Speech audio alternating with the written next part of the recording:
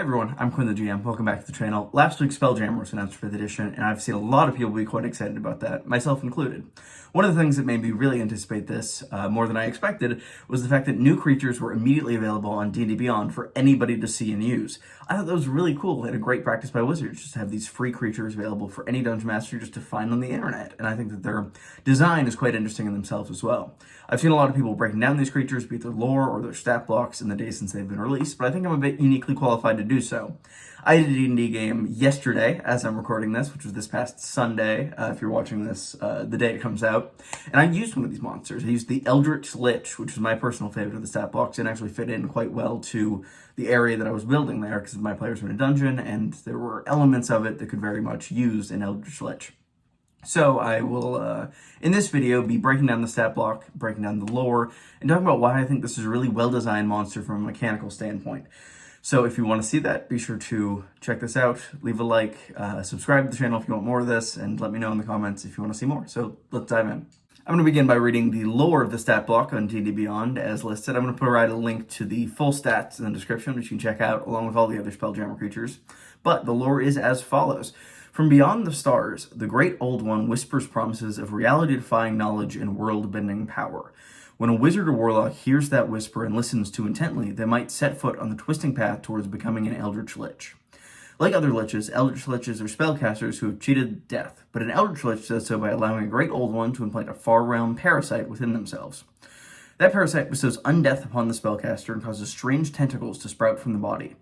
The parasite's mouth is visible in the Lich's torso, and the parasite guards the Lich against destruction, reviving the Lich a few days after death.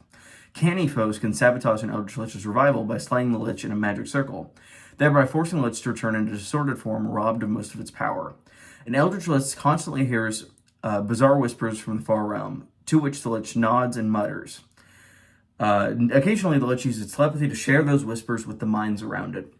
I love this lore. I think it's quite unique from a traditional Lich, and that's always what I look for in monsters individually. I think it's great to have monsters that are quite unique from the traditional idea of a Lich. Now we'll get into the stat blocks and mechanics of this monster and why I think those are really well designed and really back up this lore that they provided in a fantastic and creative way. Getting into the stats themselves, AC 17 is pretty good, especially for a spellcaster. It's fairly light on the hit point side for its current CR, but that's not to be unexpected given the squishy nature of most liches. Its stats are relatively well balanced overall. If it has any weaknesses there, they'll be in strength and charisma, which are not too far off the mark off of what I would expect, save for if this is an Eldritch Lich, kind of warlock-y, my expectation would be to up charisma a little bit, but it was probably an arcane spellcaster who got the Great Old One Parasite infected into them. Overall, they have a couple skills, Arcana and Perception. Perception is going to be much more useful, one of those in practice. 2 saving throw resistancies in Intelligence and Wisdom, which is quite good if there are mental saves being thrown at this. It's also got 4 legendary resistances, which is quite a lot, especially for a creature of this CR. It's got True Sight, it has several languages, it's CR 15, and has a proficiency bonus of +5. All these things make it a pretty decent upper tier monster. My party is a larger party of medium level players. Currently, they were level 7 when they fought this thing. They leveled up to 8 after fighting it. And it was a very close fight, and I think they were very much on par. Kobold Fight Club, which is the site that I use to balance encounters, it's wonderful. I highly recommend it. Said that this would be a hard encounter, and that it was. I think it was very touch and go for a few minutes there, but I think it was very good overall. Getting into the mechanics of the parasite itself, it lives within the Lich and causes it to respawn, essentially, 2d4 days after it's killed. Or, alternatively, it is respawned in an altered condition should they be killed in a magic circle meant to bind undead. I really like this as a weakness for the Lich, as I think it's quite creative and very different than other Liches, in that it doesn't have a phylactery, it just has this parasite within itself. And if you bind it in a magic circle, which is a lot of more use for this fairly overlooked spell most of the time, magic circle is not something that I've ever seen players take before. It can really just add extra utility to your wizards and make them feel as if they're providing more. I think there are other classes that get magic circle too, but I digress. If you bind it in a magic circle, it comes back as one of these things. I actually have a mini for once, if that'll focus in the camera there. There we go. And Otigu, I think, is how you pronounce this thing. It's quite cool, but it's also quite different from a Lich and a lot less powerful. So that's very much a way that you can dismantle it. Moving on into the actions themselves, it's got multi-attack, which I really like. It gives the Lich a chance to both spellcast and do other attacks at a turn, which is great in terms of keeping the action economy balanced, especially for a creature that doesn't have legendary actions. It has parasitic tentacles that it can attack with as a melee weapon with 10 feet reach. It's quite powerful. It does 12d6 plus 8. It's a mix of piercing and psychic damage. And it also poisons the creature that it hits if they fail a Constitution save DC 17. That is quite a lot of damage. It nearly knocked the player who got hit by it out both times. It hit them. And the poison is worse than typical poison, but in an interesting way. If a creature is poisoned in this way, they can repeat the saving throw at the end of each of their turns, but if they fail the saving throw 3 times, almost like death saves, kind of, but different in a way, they are turned into a gibbering mouther under the command of the Lich. I think this is super cool and adds a lot of tension to the fight in that the players are very much fighting against something that they cannot come back from if they remain poisoned in this case. It puts a lot more value on things like Lesser Restoration or a Paladin's ability to remove any poisons from a person, but I really think that it's interesting to have that mechanic and have that ticking clock put on a player, but also not have it be an instant you save or you die, especially if you save and you die and cannot come back. This would potentially be like a disintegrate, but debatably even worse, as it's a save that it can just repeat infinitely ad nauseum. But this can also be replaced by the spellcasting, should the Lich choose to do so. It's got a fairly decent mix of spells, a lot of which aren't really combat-based. It's got Plane Shift, it's got Dimension Door, it's got Lightning Bolt, which is combat-based. Overall, it's a very diverse spell list, and I really like what the Wizards have been doing with spellcasting more, in that the Lich is not entirely dependent on spellcasting, but it is still a very powerful aspect of the kit. It makes Counterspell quite useful still. However, it doesn't necessitate it, and it doesn't mean the Lich's turn will be completely useless if it gets Counterspelled. Also, the Lich itself doesn't have Counterspell, which my players were quite happy about.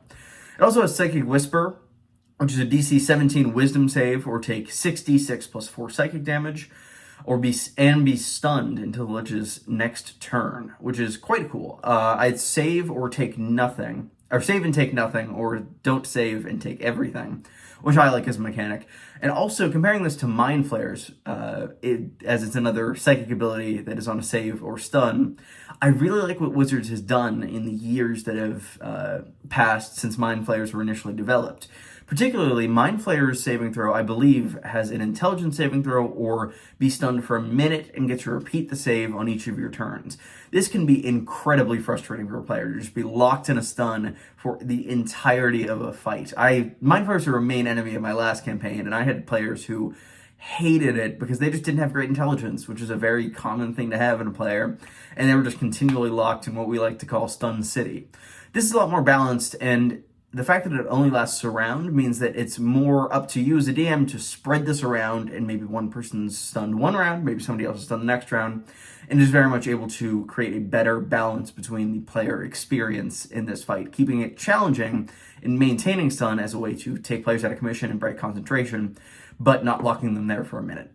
Then we come to its only reaction, being the Far Realm step. I love this one as well, because it essentially allows the Lich to, immediately after getting hit by an attack, teleport to a place it can see within 60 feet of itself. This is a great way to keep melee people on their toes. The thing that I always find when I'm going with solo enemies is there's a tendency for them to end up locked down in one place and just getting completely wailed on by melee people. This still allows that to happen, but it keeps the fight dynamic and makes sure that the players need to be continually flowing from place to place and adapting their strategy based on where the Lich might position itself from turn to turn. Also, the fact that this isn't a spell allows for a lot more creative use of it, and the fact that players can't counterspell it allows both more chances for it to be used and less player spell slots being wasted on counterspell, which is something that I've very much encountered in my games, in that players don't really want to cast leveled spells or higher level spells, and that they just want to save them all for counterspell. Overall, in my experience, I loved the design of this monster, and I think it speaks really well to the design philosophy that Wizards is leaning into now in the aftermath of monsters of the multiverse, particularly monsters being more dynamic and less focused on just big lists of spells.